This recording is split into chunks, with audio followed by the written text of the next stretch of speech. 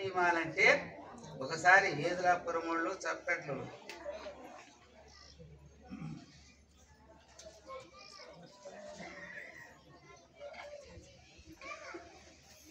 ఏదులాపురం వాళ్ళు చప్పట్లు శ్రీశైలం పోయి అక్కడ ఆశ్రమంలో చుట్టూ రాళ్ళు పెట్టేసి రావాలి ఆయన మీరైనా అమ్మగారు ఆదేశం ఇచ్చారు. ఆదేశం ఇచ్చిన తర్వాత వాళ్ళంతా పోయి ఆ పని చేసి వచ్చిన పాటు అమ్మవారు బ్రహ్మద్వారం నుంచి దర్శనం ఇచ్చి మూడో భక్తి ఇప్పుడు హనుమంతుని మూడో భక్తి ముక్తి ప్రాప్తి నాయన.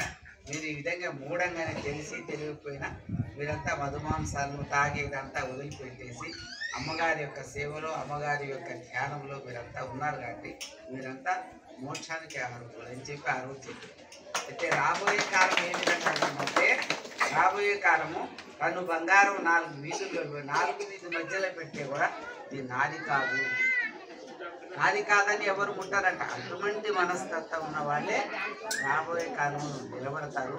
అటువంటి యొక్క పుణ్యకాలం దగ్గరకు వస్తూ ఉన్నది.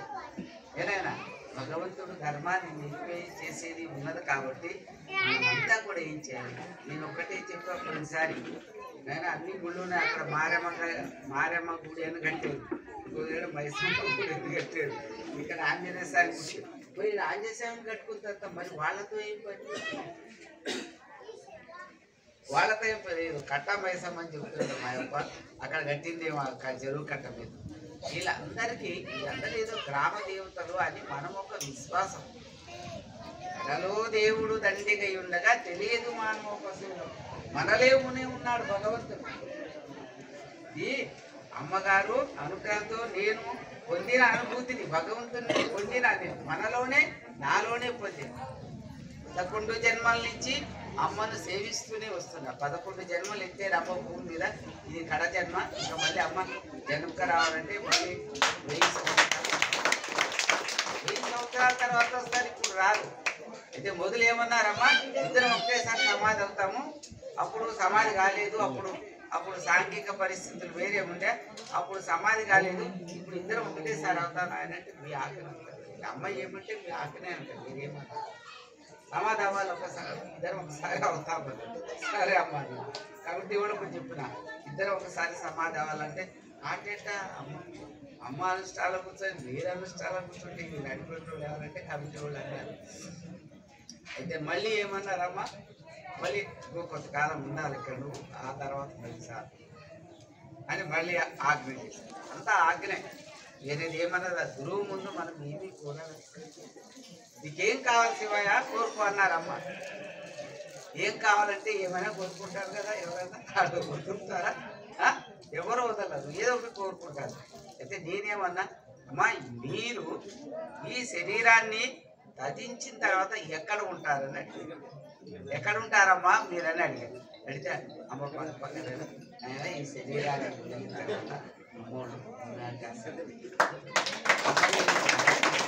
అమ్మ లేని జాగానే లేదు. నా భక్తుడు నన్ను ఎప్పుడు ధ్యానిస్తే ఎప్పుడు నన్ను ధ్యానిస్తాడు, ఎప్పుడు నన్ను స్మరిస్తాడు, ఆయనకి దర్శనం ఇస్తాను, వాడి కష్టాలను పోగొడతాను అని చెప్పి అమ్మగారు చెప్తారు. అది నిజం. చెప్తారు అమ్మగారు దర్శనం ఇచ్చినట్టు, అమ్మగారు మాట్లాడినట్టు అందరూ చెప్తున్నారు. విదేశాలలో కూడా చెప్తారు. అది ఎట్టవుతుందంటే వారి యొక్క అఖండ శక్తి స్వరూపుడై అమ్మ ఉన్నారు. ఆ బ్రహ్మంగారు చెప్పినట్టే విరాట్ స్వరూపం. మనం ఎంత అజ్ఞానం ఉండాలో మీరు తెలుసుకోండి. దూరం నుంచి వస్తారు. నేనేమో చుట్టూ దగ్గర వాళ్ళంతా భక్తులు కావాలని తపన పడి వస్తాను. లేకపోతే ఏం అవసరం నాకు ఇక్కడికి వచ్చే అవసరం? నాకేం కట్నకాలు కావాలా, ఏమన్నా కావాలా? ఎందుకు వస్తున్నాను? అందరూ చూడవాలి, అందరూ అజ్ఞానం నుంచి జ్ఞానం లేక రావాలి అని ఒక్క తపనతోటే వస్తున్నాను. కానీ మీరంతా కూడా అర్థం చేసుకోవాలి. ఈరోజు మీరు అర్థం చేసుకోకపోతే భగవంతుని శిక్షకి గురవుతారు.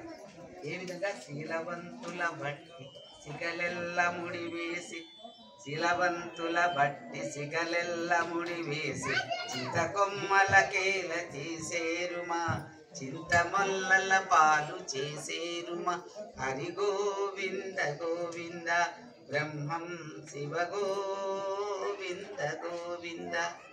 ఆ విధంగా జరగబోతుంది. శిక్షించబడతారు.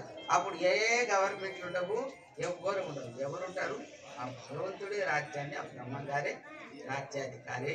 అంత ధర్మాన్ని నిలుపుతాడైనా. మీరందరూ కూడా ఏసారం గ్రామంలో బ్రహ్మగారు అంటే ఎంతో ఇష్టం, అమ్మ అంటే ఎంత ఇష్టం నాకు తెలుసు. ప్రతి ఒక్క ఇంట్లో ఈ మధుమాంసాలు, ఈ జంతువధను ఇది మానేస్తారు. ఇది ఎప్పుడైతే మానేస్తారో ఇది కైలాసం, ఈ క్షేత్రం కూడా కైలాసం అవుతుంది. ఆ భగవంతుని ఆ యొక్క జంతువుల్ని వధ చేయకుండా మీరు ఉండాలి. జంతువుల్ని వధ చేయకుండా మానేసి ప్రతి ఇంటి నుంచి అమారమ్మ మైసమ్మ పూజ చేయాలంటే ఏం చేయాలి? మీరు అందరూ ఆమెకు బచ్చాలు కానీ, లడ్డు పూజ కానీ, టెంకాయలు కానీ, గుమ్మడికాయలు కానీ, ఏ దేవుడికైనా అదే దర్గా కూడా కట్టేది. దర్గా కట్టి దేవుడి పేరుతో హింస చేపిస్తున్నారు. అది అది జ్ఞాన మార్గమా? మళ్ళీ దర్గాలు కట్టి హింస చేపిస్తారు, మళ్ళీ జుమ్మా మసీదులు కట్టి అక్కడ ఎందుకు నమాజ్ చేపిస్తారు అంటే ఆ భేదం కదా. అందరితోటి నమాజ్ చేపియాల్సిన చేసేటోళ్ళతోటి, కానీ మళ్ళీ ఎందుకు పోస్తారు? పీర్ల పండగని పెట్టి పాపం ఎందుకు చేపిస్తున్నారు? మీరెందుకు పాపంలో పోతున్నారు? హిందువులంతా కూడా మీకు రాముడు లేడా? కృష్ణుడు లేడా? ఆంజనేయుడు లేడా? ఘనమైన దేవుళ్ళు లేరా మీకు? మీరెంత బుద్ధిహీనంలో పోతున్నారు. మన దేవుడు లేడా రక్షించడానికి? ఎక్కడి నుంచో విదేశాల నుంచి వచ్చిన దేవుడు మీకు కావాలా?